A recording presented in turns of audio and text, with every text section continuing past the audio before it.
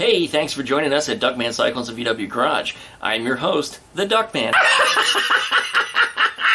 We're back today with my CR500 Street Racer project, and I try to do these videos about every other week, what I call CR500 Saturday. And if you haven't seen this bike before, this is something that I started working on, actually planning out more than 20 years ago, but started putting together roughly 10 years ago.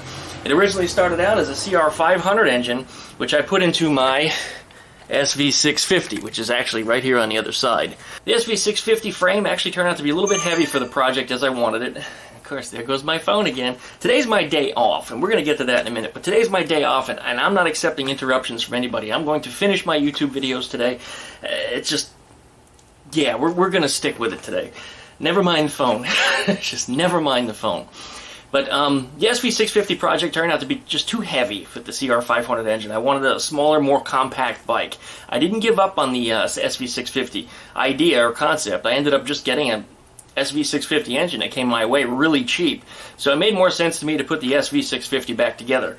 And in walked this. I ended up picking up a really cheap CR250 frame. I think it's a 99 frame. It's a late 90s frame for sure. And the CR500 engine almost directly bolted into it. With the help of A-Bomb79, if you don't know him already, you should probably go over there and subscribe. He's doing quite well on YouTube nowadays. I think he's pushing about 200,000 subscribers.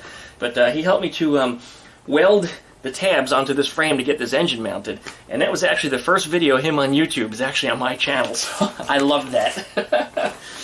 So we've been putting this bike together, and I put a street suspension on it, mostly from Suzuki GSXR parts. There's some other mismatched parts, that Honda wheels, for example. There's a Blackbird set of discs on the front here. There was so many odd measurements to make all these parts fit together that I ended up doing a lot of scientific work and a lot of measuring of parts when they were accessible to me, a lot of looking things up, a lot of contacting manufacturers, and just finding out what exactly was going to fit with the way I wanted to assemble this bike.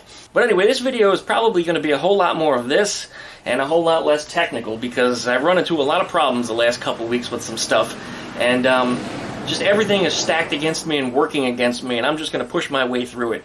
So if you like my videos, of course, give me that thumbs up, like, comment, subscribe, pluck the little dingle belly next to the subscribe button. That'll give you updates every time I upload a new video. Don't forget I have other channels. I've also got Skeeter the Duck, I've also got Vivi the Duck VV, and of course there's Duckman Cycles, where I build projects like this, or I build Eleanor, the 1956 Chop Top Beetle, which is actually going to get a lot more progress work, and needs to be a lot more progress on this thing in the next couple weeks, because it's going into a show in about 2 months. And I know it's not going to be done for the show, but I'm going to do the best I can to get it together, so there's going to be a lot more videos of that following. So anyways, thanks you guys for watching. I really appreciate it. Stick around and roll the intro.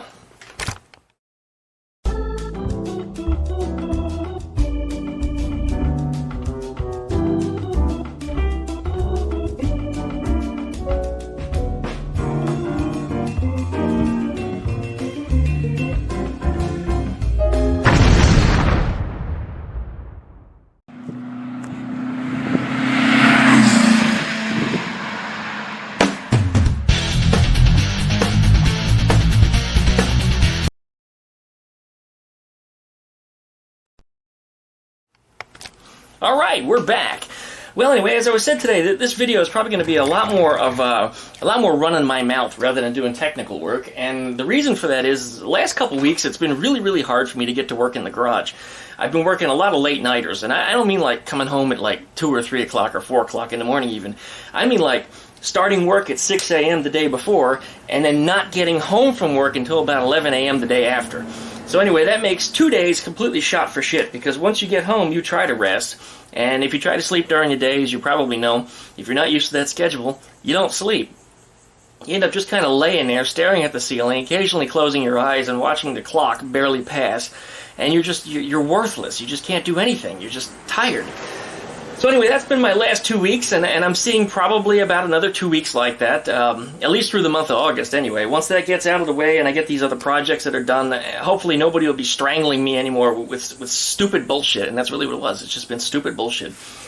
But carrying on about this, as I said, it's going to be a lot more talk than tech, unfortunately, this week, and I really don't like that. I really don't like that. But the problem is that I mentioned in my last video, I had ordered a front brake master cylinder for this bike. And it hadn't arrived yet, and it was taking a really long time to arrive. And the guy kept telling me, oh yeah, I've shipped it. I kept asking for tracking, and he says, it's coming. Well, he ghosted on me. Just disappeared. So, you know, the money that I spent on that, of course, is buyer protected via PayPal and eBay. You know, I'm not too worried about that. But I'm trying to give him the opportunity of sending the part to me before flagging his account with negative feedback and, of course, a chargeback via PayPal. So I've been really nice about that. But it got to the point I couldn't take it anymore. It was just, he's not responding at all. He disappeared for more than a week. It's time to file the dispute. So I went and I filed the dispute, and I ordered up another master cylinder from a different seller. And it arrived here a couple days ago, sort of arrived here. The package came in, and this is what I got. United States Post Office, you know, we care. I mean, you can read the notes on it. We're sorry this thing was damaged, blah, blah, blah, blah, blah. There's nothing in it. It's just an empty envelope. That's all it was the bag that had the packing in it. It's gone. It's not even there. And this is the second time that this has happened to me from the Postal Service in the last couple months. The first time actually was a spam postcard they had sent to me. It was some advertisement, you know, buy some extended warranty on your car. It looked like it got wet and it tore in half, but you can still read my address. So they sent it to me in a bag like this, and we're sorry we damaged your mail. It's junk mail. Throw it away. You've inconvenienced me even more by making sure that it got to me, and you inconvenienced yourself by even putting it in a bag. But anyway, this annoyed the shit out of me. But once again, eBay and PayPal has buyer protection on it. So going through those two companies, I believe the seller and me, the buyer, are going to be protected on this one. I should get my money back, and I think he'll probably get his money back too. But it's unbelievable that they sent me the envelope with my address on it, which is torn open. All the packing on it is missing. And it's kind of torn on one end, you know. It's kind of mysterious to me if somebody did this on purpose. It's tough to say, but anyway, I filed a dispute with that, and we'll see what comes on back on it. It's annoying, but I'm just going to have to go ahead and get another caliper ordered. But with that said, I couldn't get a brake master cylinder together for this thing, so I couldn't finish assembling the brakes, which is really one of the things that I wanted to get done before I do anything else. I want to get this thing sealed and put away. There's one less dangly thing on the front here. Of course, if it has brakes, then it's one step closer to being rideable. But the next thing I want to talk about, and it's one of the things that I got the most comments about in my last video, and I would say that the people who have made the comments probably have not been following this project since the beginning, or maybe they really don't remember. But this bike was not always a CR500. It actually started out, as I mentioned before, as my SV650 with the SV650 engine removed and the CR500 engine put up into it with a cradle that I made special from an old CR500 frame that was clapped out.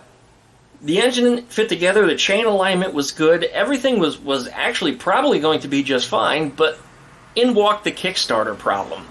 And this is where I asked the help of A-Bomb79. You know, I mean, he's not stupid. He knows what he's doing. He's a really good, competent machinist and welder. This was something I was not going to get into because a lot of the things that I do are quite novice. I mean, I can do some pretty good body work. I've got a good eye for alignment. But when it comes down to the small, intricate things, the strength details, and little fiddly parts that I'm not even going to try to get into that. That needs to go to a competent machinist, and that's where it went. It went off to Adam. And he extended the Kickstarter shaft for me so I could get the Kickstarter lever that you see right here mounted on the SV650. Originally, with the CR500 engine mounted in here, the Kickstarter shaft came out right here. But because the Kickstarter shaft was like that long, sticking out past the engine, I mean, it needed a lot to be able to get that kicker to come swing down this way.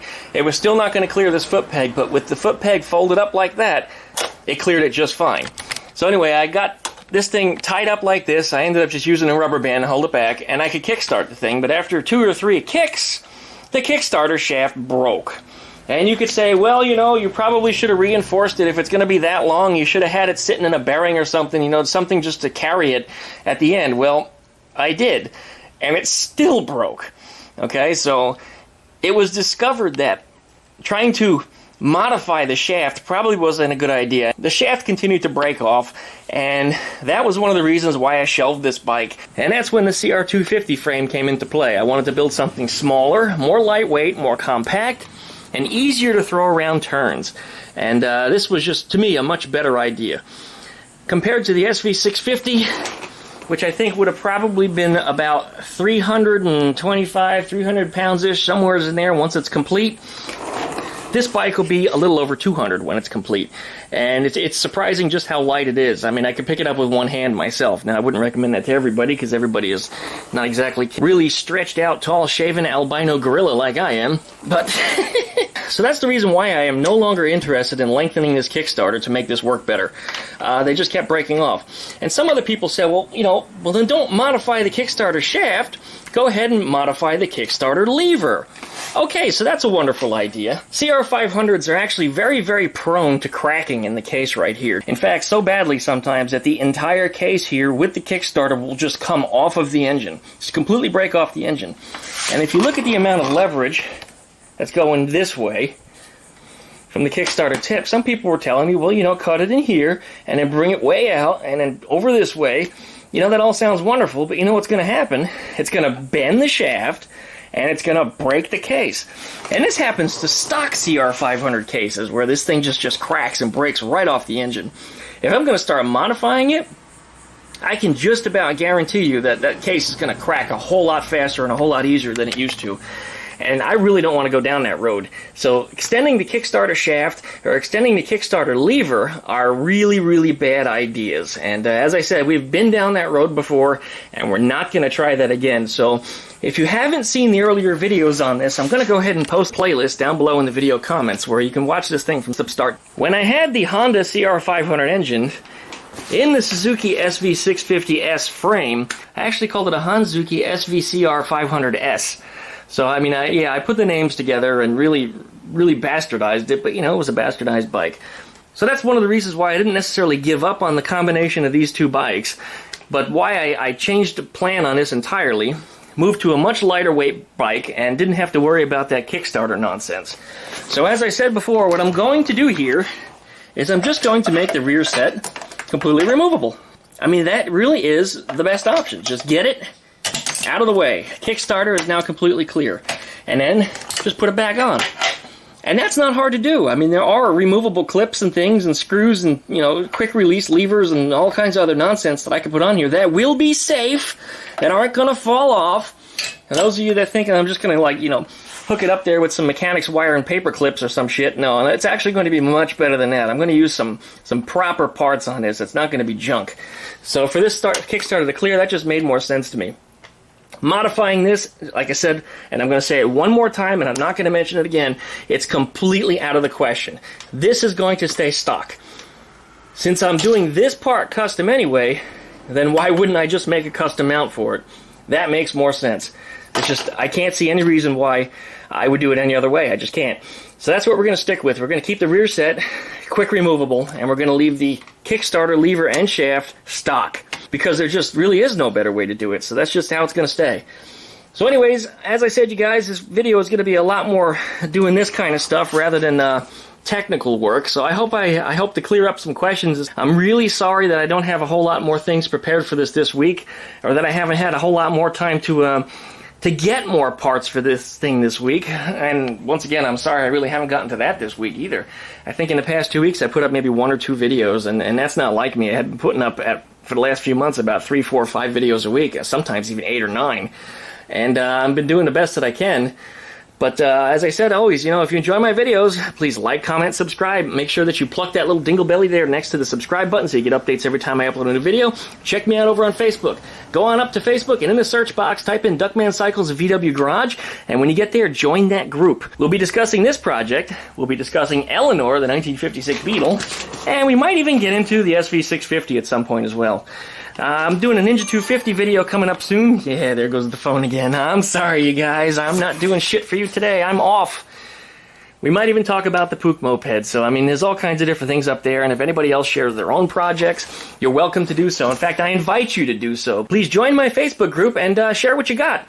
Let's see what we can talk about. There's all kinds of great people up there that do a lot of wacky technical stuff like I do. Like to just pull stuff apart and put things together in ways that they were never intended to be.